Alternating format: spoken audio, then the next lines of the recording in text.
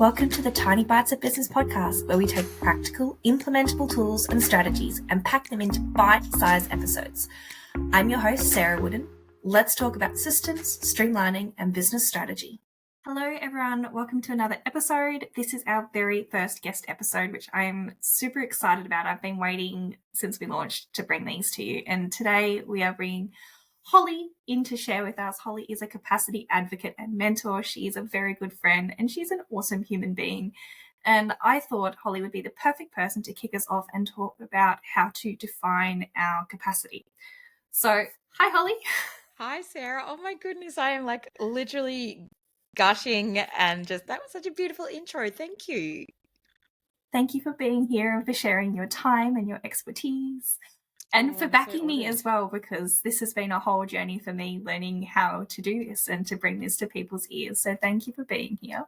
You're most welcome. I thought I'd start off, would you like to tell me something a little bit about your favourite part of running your business and how that fits in with your values? Sure. So I think the favourite part of me running my business is that I get to do it my way. And I think that's why a lot of people actually do start off and do their own business. Sorry, I've actually just developed a little bit of a frog in my throat. So yeah, I think it really just comes down to being able to do what I do on my own terms, to be there for my daughter and just to be able to do what I need when I need to. And if that means resting, then so be it. I love that. I love that. And how would you describe the way that you work with people? Like, what's that takeaway feeling that they get from working with you in both the creative capacity as a support person and within the capacity? What does that feel like for them? It feels like a weight has been lifted off their shoulders. Quite often people come to me, particularly in the mentoring side of things. So for those of you who don't know me, I am both a creative assistant and a capacity advocate / mentor.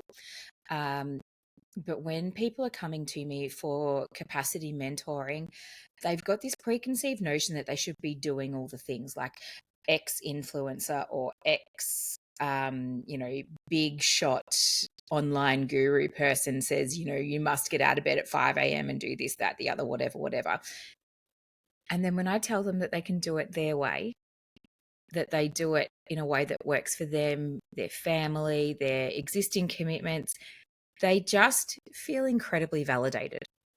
I love that. And I think it's so important in today's age of, we've seen a bit of a shift. We've seen a bit of a pushback against hustle culture, but it's still so strong and it's so prominent. And sure, those strategies might work for some people, but I think for most of us who've turned to freelancing, particularly women, it doesn't work for us.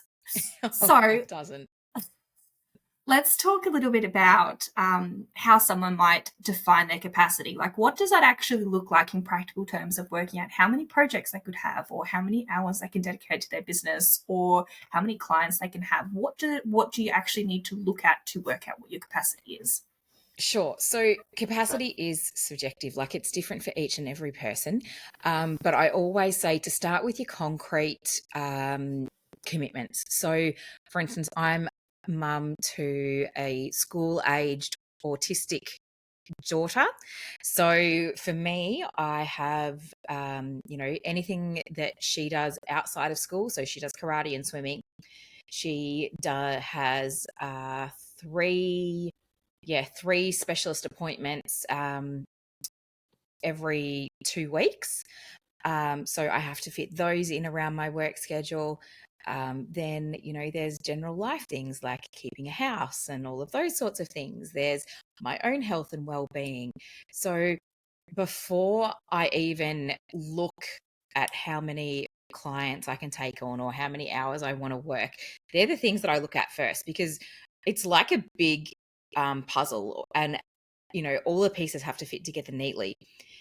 And it's actually kind of a little bit like math, because you've got time minus concrete commitments equals work time. And I count your time and family time as a concrete commitment, because we're all about life-work balance, not work-life balance. Yes, work pays the bills, but work should not take precedence over anything else.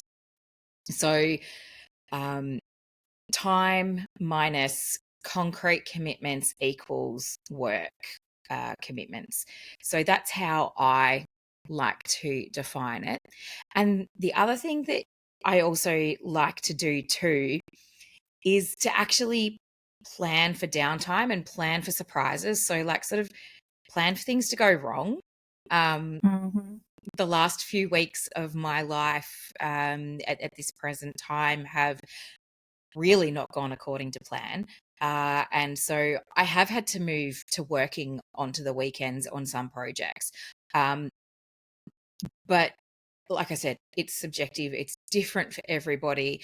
And I think as long as you are looking at your concrete commitments and your health and well-being, your family's health and well-being, then you'll be able to start to work out and recognize the patterns for how much work you can actually take on as a freelancer or business owner, whatever it is that your role is.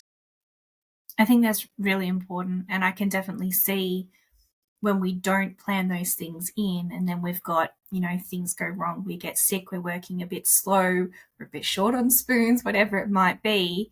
And the first thing to go is our time for nourishment, and then the family time. And then sooner or later, we're cranky and angry at the world when really we put too much on our plates to start with. Exactly. So and that's capitalism and the patriarchy for you. I'm just going to throw that out there. Absolutely. So let's talk a little bit about that. What would you recommend someone do when they do realize that they have put too much on their plate? They've run out of spoons. They're right on that point of burnout. How do we pull it back? Sure.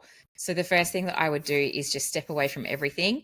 I know that sounds a bit drastic, but it's the only way that you are going to be able to even get the spoons, the energy, the motivation to continue on once your levels are back at, a base operation level. Because at the moment when you're burnt out or, very near to burnout, you're below base. So that's my first thing, is step away and just have a break.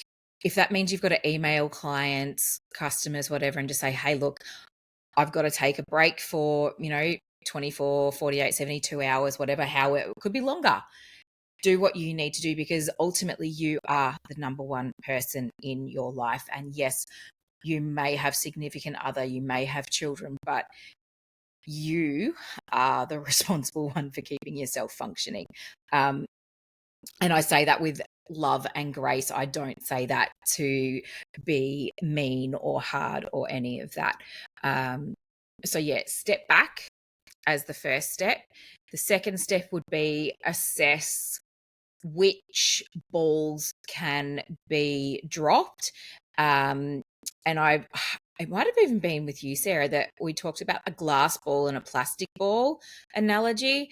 And I think that's fantastic. So, we've all got these balls that we're juggling, and some might be glass where they will shatter and break like immediately, and that can be catastrophic, or some are plastic and they'll bounce, or they'll just sort of fall with a thud, but they'll still be there.